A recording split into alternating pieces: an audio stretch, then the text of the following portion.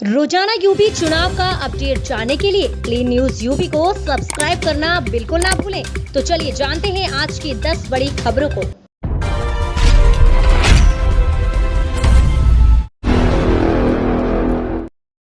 CM योगी को चुनौती देंगे सीएम भूपेश बघेल, मिली बड़ी जिम्मेदारी।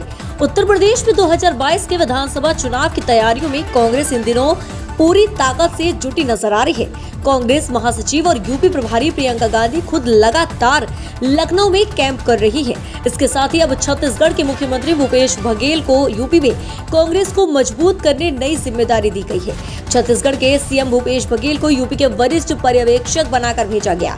इस दौरान एक ओर जहां प्रियंका गांधी ने अब दिल्ली छोड़ यूपी में ही रुकने का ऐलान कर दिया है, तो वहीं दूसरी ओर कांग्रेस हाईकमान ने छत्तीसगढ़ में जारी सियासी अटकलों के बीच छत्तीसगढ़ के मुख्यमंत्री भूपेश बघेल को भी न सिर्फ उत्तर प्रदेश विधानसभा चुनाव का वरिष्ठ पर्यवेक्षक नियुक्त कर दिया है, बल्कि उन्हें छत्तीसगढ़ की तर्ज पर अब यूपी में भी कांग्रेस को जिताने की एक बड़ी चुनौतीपूर्ण जिम्मेदारी भी सौंप दी है।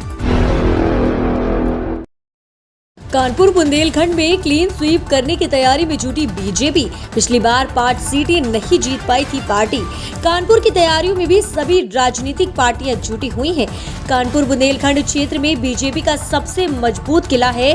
बीजेपी यूपी विधानसभा चुनाव में इतिहास रचने की तैयारी में जुटी हुई है। बीजेपी कानपुर बुंदेलखंड में क्लीन स्वीप करने की कार्य योजना बना रही है। बीजेपी को 2017 के विधानसभा चुनाव में कानपुर बुंदेलखंड की 5 सीटों पर हार का सामना करना पड़ा था। हारी सीटें बीजेपी के लिए चुनौती बनी हुई है। बीजेपी ने 2017 के विधानसभा चुनाव में कानपुर बुंदेलखंड की 52 में से 47 सीटों पर कमल खिलाया था। बीजेपी क्लीन स्वीप से महज 5 सीटें पीछे रह गई थी। मोदी लहर में बीजेपी को कानपुर बुंदेलखंड की 5 सीटों पर हार का सामना करना पड़ा था। बीजेपी राजनेताओं का कार्टून बनाकर अपमानित करती है, तो बीजेपी का कार्टून बनाएगी अब जनता। अखिलेश यादव। समाजवादी पार्टी के राष्ट्रीय अध्यक्ष अखिलेश यादव ने राष्ट्रपिता महात्मा गांधी की जयंती पर बधाई देते हुए कहा कि आज समाज को सबसे ज्यादा जरूरत सत्य की है। देश में लोकतंत्र तभी रहेगा जब सच रहेगा। आज के हालात में गांधीवादी होने की सबसे ज्यादा जरूरत है।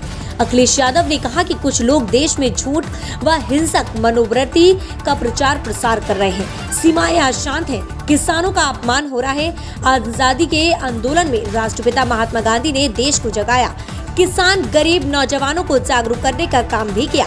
बड़ी संख्या में लोगों ने अपनी जान की कुर्बानी दी, तब जाकर देश आजाद हुआ। एक चूक हमें हीरो से विलन बना देती है। जब गोरखपुर कांड पर छलका योगी का दर्द। लखनऊ गोरखपुर में कानपुर के प्रॉपर्टी डीलर की हत्या के मामले में यूपी सरकार और पुलिस की जमकर फजीहत हुई। इस दौरान योगी सरकार को भी विपक्ष की खरी खोटी सुननी पड़ी। ऐसे में योगी सरकार आदित्यनाथ का दर्द छलका है। उन्होंने यूपी पुलिस वालों को नसीहत दी है कि एक चूक आपको नायक से खलनायक बना देती है। उन्होंने कहा कि पुलिस सही समय पर सही जानकारी पुलिस और सोशल मीडिया पर दे देते तो खलनायक बनने से बच जाते। यूपी सीएम पुलिस महानिदेशक कार्यालय लखनऊ में उत्कृष्ट सेवा पुलिस पदक प्रदान करने पहुंचे थे। उन्होंने प्रदेश के 75 पुलिस अधिकारियों और कार्मिकों को उनके द्वारा दिए गए विशेष योगदान व उत्कृष्ट सेवाओं के लिए अलंकृत किया। इस दौरान उन्होंने यूपी पुलिस के अधिकारियों को नसीहत दी और ईमानदारी से काम करने का पाठ पढ़ाया। मायावती ने योगी सरकार पर साधा निशाना, बोली जनहित और जन कल्याण की योजनाओं का नाम बदलना एक खिलवाड़। बहुजन समाज पार्टी के राष्ट्रीय अध्यक्ष मायावती ने यूपी में योजनाओं, स्मारकों और सड़कों के नाम बदलने को लेकर राज्य की योगी सरकार पर निशाना साधा। शनिवार को मायावती ने ट्वीट कर कहा कि बीएसपी सरकार के दौरान यूपी के विभिन्न जिलों की तरह आगरा में भी गरीबों के लिए आवास बनाए गए हैं, जिसकी जन सराहना हुई। लेकिन सत्ता परिवर्तन के कारण जनहित की ऐसी कई परियोजनाएं अधूरी रह गई, जिन्हें पहले सपा और अब बीजेपी सरकार ने द्वेषपूर्ण व्यवहार करते हुए पूरा नहीं किया।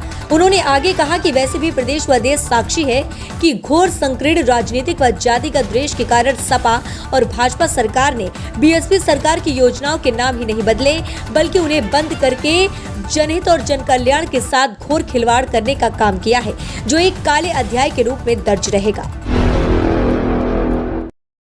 दीपावली पर पटाखे, कांवड़ यात्रा में डीजे, सपा बसपा पर योगी ने चुन चुन कर साधा निशाना। लखनऊ समाजवादी पार्टी और बहुजन समाज पार्टी को बहुत समय मिला। लेकिन उन्होंने यूपी को लावारिस छोड़कर उसकी दुर्गति ही की। 5 वर्ष पहले जहां उत्तर प्रदेश के बारे में धारणाएं बनती थी कि ये दंगा प्रदेश है, वहीं हमारी सरकार आने के बाद अब सुरक्षित यूपी की धारणा कायम हुई।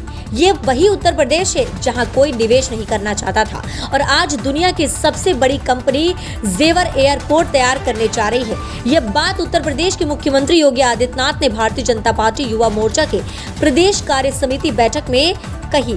गोमती नगर के इंदिरा गांधी प्रतिष्ठान में आयोजित प्रदेश कार्य समिति की बैठक में मुख्यमंत्री योगी ने कहा कि आने वाले समय में उत्तर प्रदेश देश में सबसे आगे होगा। यूपी चुनाव से पहले छोटी जातियों को साधने में जुटी बीजेपी, नवरात्रि से नवंबर तक 200 कार्यक्रम करने का प्लान। उत्तर प्रदेश विधानसभा चुनावों में जातिगत समीकरणों का विशेष महत्व होता है, इसलिए सभी राजनीतिक दल जातिगत आंकड़ों को अपने पक्ष में करने के सभी तरह के प्रयास करते हैं। भाजपा भी जातिगत समीकरणों को साधने के लिए अब जाति आधारित सम्मेलन करने जा रही है। पूरे प्रदेश में छोटी छोटी जातियों के 200 सम्मेलन किए जाएंगे। ये सम्मेलन नवरात्रि से शुरू होकर नवंबर अंत तक चलेंगे। उत्तर प्रदेश में तमाम छोटी छोटी जातियां ऐसी हैं जिनका पूरे प्रदेश तो नहीं, लेकिन कुछ क्षेत्रों या कुछ विधानसभाओं में अच्छा प्रभाव रहता है। इनको साधने से चुनाव जीतने में बहुत मदद मिलती है। गांधी जयंती पर सपा अध्यक्ष अखिलेश का ऐलान, सरकार बनने पर खादी बढ़ाने में करेंगे विशेष मदद। सपा प्रमुख अखिलेश यादव ने शनिवार को गांधी जयंती के मौके पर कहा कि समाजवादी ही खादी को प्रोत्साहन देते हैं। वर्ष 2022 में समाजवादी सरकार बनने पर खादी को बढ़ाने में विशेष मदद दी जाएगी। अखिलेश ने हजरतगंज स्थित गांधी आश्रम में बापू व लाल बहादुर शास्त्री के चित्रों पर पुष्पांजलि देकर उन्हें श्रद्धा सुमन अर्पित किया। खादी आश्रम में प्रबंधक और कर्मचारियों ने अखिलेश को खादी, चरखा व गांधी सहित भेंट की। इसके पहले अखिलेश ने प्रदेश कार्यालय में उपस्थित कार्यकर्ताओं से कहा कि भाजपा राज में जय जवान जय किसान दोनों ही संकट में हैं। सीएम ममता बनर्जी की कुर्सी रहेगी या जाएगी? भवानीपुर समेत पश्चिम बंगाल की 3 सीटों पर आज मतगणना। पश्चिम बंगाल की मुख्यमंत्री ममता बनर्जी की कुर्सी रहेगी या जाएगी, ये सवाल राज्य के सीएम के लिए बेहद जरूरी है। सीएम की कुर्सी पर बने रहने के लिए दीदी का भवानीपुर सीट से जीतना बेहद जरूरी है। आज भवानीपुर सीट पर हुए उपचुनाव की मतगणना होनी है। भवानीपुर के अलावा शमशेरगंज और जंगीपुर विधानसभा सीटों पर भी हुए उपचुनाव के नतीजे घोषित कर दिए जाएंगे। भवानीपुर सीट से मुख्यमंत्री ममता बनर्जी खुद मैदान में हैं। उनके सामने भाजपा की प्रत्याशी प्रियंका टिब्रेवाल को हराने की चुनौती है। उत्तर प्रदेश विधानसभा चुनाव के चलते सभी राजनीतिक पार्टियां अलग अलग समीकरणों के साथ अलग अलग दावे पेश करने जा रही हैं। सियासी घमासान के बीच आज हमने यूपी की जनता का मूड जानने की कोशिश की है। मीडिया रिपोर्ट्स के मुताबिक बीजेपी को इस बार 252 सीटें मिल सकती है। वही बात करते हैं समाजवादी पार्टी को, तो इस बार इस पार्टी को 99 सीटें मिल रही हैं। वहीं बात करें बहुजन समाजवादी पार्टी की, तो इस बार इनको 32 सीटें मिल रही हैं। वहीं बात करें कांग्रेस की, तो कांग्रेस को 9 सीटें मिल रही हैं। वहीं अन्य पार्टियों को 11 सीटें मिल रही हैं। तो ये रहा मीडिया रिपोर्ट्स के मुताबिक आज का सर्वे। अब आप हमें कमेंट के माध्यम से जरूर बताएं कि कौन सी सरकार पहले नंबर पर बनेगी और कौन सी सरकार दूसरे और तीसरे नंबर और चौथे नंबर पर आ सकती है। तो ये थी आज के 10 सबसे बड़ी और महत्वपूर्ण खबरें। अगर आपने अभी तक वीडियो को लाइक और शेयर नहीं किया है तो जरूर कर दें। इससे हमें आपके लिए वीडियो बनाने में मोटिवेशन मिलता है। और आप न्यूज़ को कहां से देख रहे हैं हमें कमेंट के माध्यम से बताना ना भूलें।